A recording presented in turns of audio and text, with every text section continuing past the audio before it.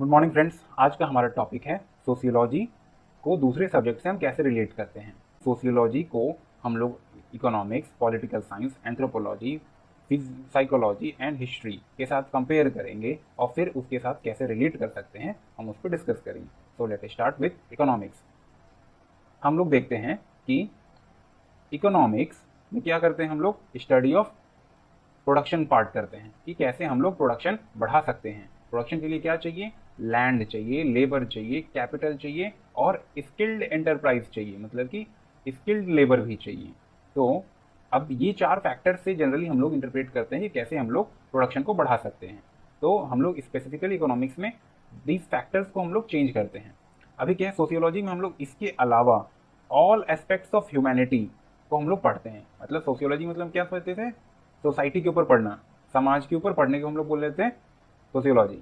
जो लोग फैक्ट्री में काम करेंगे वो इन सोशल फैक्टर से इम्पैक्टेड रहेंगे, तो इसलिए हम लोग ऑल एस्पेक्ट्स ऑफ ह्यूमैनिटी को पढ़ते हैं सोशियोलॉजी में। अभी इकोनॉमिस्ट क्या है, सिर्फ और सिर्फ प्योरली इकोनॉमिक वेरिएबल्स को स्टडी करता है कि कितना मनी सप्लाई करे, कितना फ्लो बढ़ाएं, कितना इनपुट लगाएं तो कितना आउटपुट होगा। तो इस प्रकार के लीनियर वेरिएबल्स को बस हम लोग टारगेट करते हैं। वेयर एज सोशियोलॉजी क्या करता है, साइकोलॉजिकल बिहेवियर को, उसके मेंटल बिहेवियर को भी स्टडी करता है, कैसे रिलीजन उसको इम्पैक्ट करता है, कैसे जेंडर उसको इम्पैक्ट करता है। इन सारे पर्सपेक्टिव को sociology as a enterprise study करता है। Supply of labour is affected by values and the preferences. हम कोई भी लेबर को कहीं पे भी खड़ा नहीं कर सकते हैं, वो एक एजुकेशन सिस्टम के बेसिस पे, वो अपने वैल्यूज के आधार पे ही वहाँ पे काम करने जाएंगे। जब तक आप ये पार्ट को स्टडी नहीं कर सकते हैं, आपका प्रोडक्शन कंप्लीटली डिफाइन नहीं रहेगा।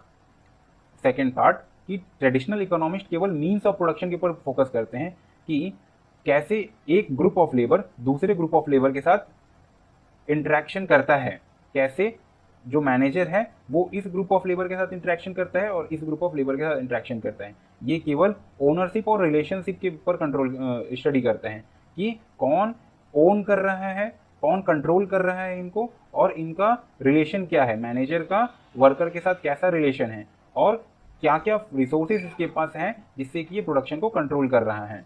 लेकिन ये एक सोशियोलॉजिस्ट इसको रिडक्शनिस्ट अप्रोच बोलते हैं। क्यों? क्योंकि ये other aspects of the society को इग्नोर कर देते हैं। ये रिडक्शन है, मतलब कि other aspects of the society को हम लोग रिड्यूस कर दे रहे हैं अपना सिंप्लिसिटी के लिए। सेकेंडली इकोनॉमिक्स क्या बोलता है कि केवल कॉन्टेक्स्ट ऑफ द प्रोडक्शन, कैसे क्या डिस्ट्रीब्यूट, कितना डिस्ट्रीब्यूट होना चाहिए, कितना कंजम्पशन होगा हमारा मार्केट में, इन सारे स्पेसिफिक पैरामीटर्स को स्टडी करता है। वेयर एज सोशियोलॉजी क्या करता है, डिवीजन ऑफ लेबर में उसके जो सोशल क्वेश्चंस, उसके जो कल्चरल इम्पैक्ट्स होते हैं, उन सबको अकाउंट करते हुए डिवीजन ऑफ लेबर पे ध्यान देते हैं। मान लो कि एक फैक्ट्री में ग्रुप ऑफ लेबर हम लोग एम्प्लॉय कर रहे हैं, उसमें हम लोग उसकी नीड को स्टडी करेंगे कि किस प्रकार के लेबर यहाँ पे चाहिए और उसका क्या बैकग्राउंड होना चाहिए। अगर इस टाइप के थ्योरेटिकल क्वेश्चंस आप उनसे पूछ करके, उनका इंटरव्यू लेकर के तब उनको हायर करेंगे तो वो ज़्यादा आउटपुट देगा, ना कि आप केवल one gives one output, so we will employ 10 labour for 10 number of outputs. तो इस तरह का लीनियर इक्वेशन आपका प्रोडक्शन नहीं बढ़ा सकता है। इकोनॉमिस्ट क्या करता है कि कैसे लेबर का डिवीजन इम्पैक्ट करता है प्रोडक्टिविटी को, एफिशिएंसी को। इसके ऊपर मान लो कि कहीं पे 10 नंबर ऑफ लेबर एम्प्लॉय कर रहे हैं तो वो 12 number of wine bottles produce कर रहे हैं, जबकि अगर मैं यहाँ पे 14 नंबर ऑफ लेबर एम्प्लॉय करूँ तो ये केवल 30 number of wine bottles produce करेंगे। तो ये क्या है, एक प्रकार का एग्जाम्पल है कि मेरा लेबर बढ़ाने से प्रोडक्शन नहीं बढ़ पा रहे हैं। तो इसको केवल इकोनॉमिस्ट ऑप्टिमाइज करेगा कि let us do one thing that हम लोग 10 एम्प्लॉय ही रखेंगे ताकि मेरा ऑप्टिमाइज्ड आउटपुट आ सके। लेकिन सोशियोलॉजी बोलेगा कि हम इस ऐसा कारण क्यों हो रहा है, क्योंकि वहाँ पे पावर डायनेमिक्स हो रहे हैं, वहाँ पे कुछ स्ट्रेटिफिकेशन है जिसकी वजह से उसका प्रोडक्शन कम हो रहा है। तो इस प्रकार का जो थॉट प्रोसेस को एग्जामिनेशन का तरीका है वो सोशियोलॉजी करता है। और इसके अलावा एडम स्मिथ जैसे इकोनॉमिस्ट जो हैं वो बोलते हैं कि हमें स्पेशलाइजेशन को बढ़ाना चाहिए, more number of specialised labour वहाँ पे रहेगा तो वहाँ पे इंक्रीज प्रोडक्शन ऑफ वेल्थ होगा। मतलब कि क्या बोल रहे हैं कि एक फैक्ट्री में जो पिछले 10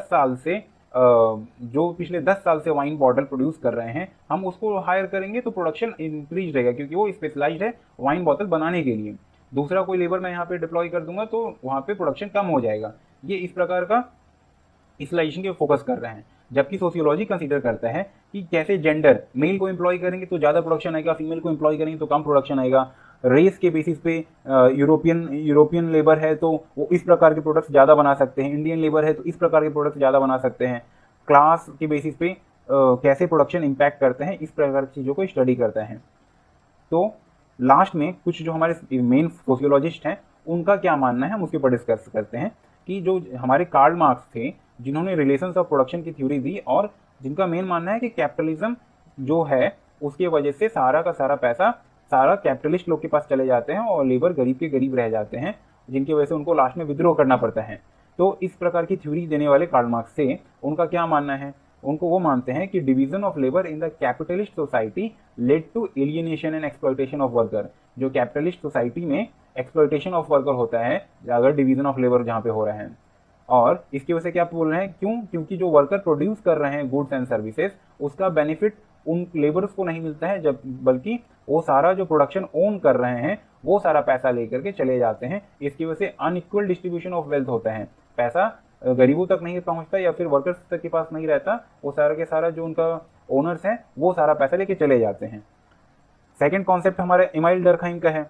इमाइल डर्कहाइम साहब ने सोशल फैक्ट्स बताए थे कि जो होता है वो किसी न किसी कारण से होता है, जो अगर सोसाइटी में कुछ एग्जिस्ट कर रहा है तो कोई रीज़न है उसका एग्जिस्ट करने का, एक इक्विलिब्रियम के तहत वो एग्जिस्ट पहुंचा है।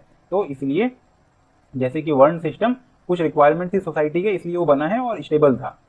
तो उसी उन्होंने क्या बताया कि मिडिल क्लास एक इकोनॉमिक डिवीजन ऑफ लेबर हो सकता है इकोनॉमिस्ट के लिए, लेकिन मिडिल क्लास सोशियोलॉजी की नज़र से एक सोशल फैक्ट है जिसका काम है कंजम्पशन करना। जो भी वर्कर प्रोड्यूस कर रहे हैं उसको कंज्यूम करने के लिए एक क्लास होना चाहिए जो कि मिडिल क्लास है। इसका एक मैक्रो पर्सपेक्टिव क्या है कि economic activities happen in autonomous manner. जो भी सोसाइटी में इकोनॉमिक एक्टिविटीज हो रहे हैं वो अपने आप हो रहे हैं, उसे कोई गाइड नहीं कर रहा है इंडिविजुअल, बल्कि उसे सोसाइटी गाइड कर रही है अपने नीड्स के अनुसार। सोसाइटी की जरूरत है इसलिए वो इकोनॉमिक एक्टिविटी सोसाइटी में हो रहा है। थर्डली जो हमारे मैक्स वेबर जर्मन के सोशियोलॉजिस्ट हैं उन्होंने बोला हर एक्शन के पीछे कोई भी व्यक्ति कोई भी एक्शन करता है तो उसके पीछे कोई ना कोई कारण होता है, वो कारण को अगर हम समझेंगे तो आउटपुट ज़्यादा अच्छा मिल सकता है। जैसे कि बुद्ध भगवान का एक्शन कि उन्होंने क्यों मिडिल क्लास चूज किया। अभी वेबर ने बोला कि इकोनॉमिक डिवीजन ऑफ लेबर हम लोग क्यों करते हैं, क्योंकि इससे अचीव कर सकते हैं हम लोग हाई लेवल ऑफ एफिशिएंसी। क्योंकि स्पेशलाइजेशन जब हम लोग करेंगे ऑर्गेनाइजेशन में तो क्या होगा, हमें लगेगा कि वो हम जैसे कि एक ऑफिस में 2 लेबर हैं और उसमें हम लोग 4 बोतल क्रिएट कर पा रहे हैं वाइन की। अभी कोई इकोनॉमिस्ट बोलेगा कि हम लोग 4 लेबर डिप्लॉय करेंगे ताकि हम लोग 8 नंबर ऑफ बोतल प्रोड्यूस कर सकते हैं। लेकिन वेबर साहब बोल रहे हैं कि इसके जगह पे एक सुपरवाइजर रख लो, वो 2 नंबर ऑफ लेबर से ही 8 बोतल वाइन प्रोड्यूस करवा लेंगे, क्योंकि वहाँ पे एफिशिएंसी बढ़ जाएगी अगर वहाँ पे एक स्पेशलाइज्ड पर्सन को डिप्लॉय कर दिया जाएगा। तो इसलिए specialisation promotes timely completion of work and highest level of skill, ये वेबर साहब का मानना है। लेकिन इन सब से कॉन्ट्रास्टिंग ये है कि आज के दिन में इन रिसेंट ईयर सोशियोलॉजी और इकोनॉमिक्स को एक साथ चलना पड़ रहा है, क्योंकि इसके 2 कारण हैं। 2 कारण क्या क्या है कि इकोनॉमिक्स अब no longer interested in market mechanism कि सिंपली कितना सेल करे कितना परचेज करे, सिंपली प्योरली मार्केट मैकेनिज्म पे नहीं ट्रस्ट कर रहा है। इकोनॉमिक्स अब बोलता है कि economic growth, national income, national product, आपका नेशन कितना प्रोड्यूस कर पा रहा है, आपका कंट्री जितना ज़्यादा पावरफुल रहेगा, जितना ज़्यादा आपका कंट्री में मार्केट रहेगा, उतना ज़्यादा लोग कंजम्पशन के लिए सेल करने के लिए आपकी कंट्री में आएंगे या फिर प्रोडक्शन करने के लिए आपकी कंट्री में आएंगे। तो इस प्रकार के नेशनल इनकम लाइक फिगर्स जो हैं आपका एक ओवरऑल पर्सपेक्टिव देता है, इसलिए सबको इन फिगर्स को इंक्रीज करने के लिए टारगेट करते हैं। वैसे ही डेवलपमेंट, अंडर डेवलपमेंट, अगर कोई एरिया में अंडर डेवलपमेंट है या फिर काफ़ी ज़्यादा डेवलप्ड है तो इस प्रकार के फैक्टर्स से भी सोशियोलॉजिस्ट इकोनॉमिस्ट जो है इम्पैक्ट होता है कि यहाँ पे चलो हम लोग प्रोडक्शन करते हैं ताकि हम लोग और ज़्यादा क्वालिटी प्रोडक्ट्स प्रोड्यूस कर सकेंगे इन अ डेवलप्ड रीजन। तो इस प्रकार के काफ़ी सारे ग्लोबलाइज्ड टर्म्स हैं जिसकी वजह से इकोनॉमिस्ट और सोशियोलॉजिस्ट को एक साथ मिलकर काम करना पड़ रहा है।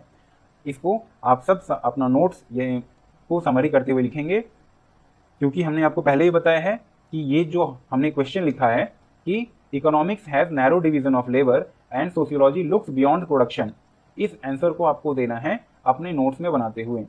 और ये जो टेबल या ये जो हमने नोट्स लिखा है इसको आप लोग एज इट इज़ लिख सकते हैं, इसके लिए आपको अलग से कोई नोट्स बनाने की ज़रूरत नहीं है, यही थ्योरी काफ़ी है एग्ज़ाम पर्सपेक्टिव के लिए। Thank you.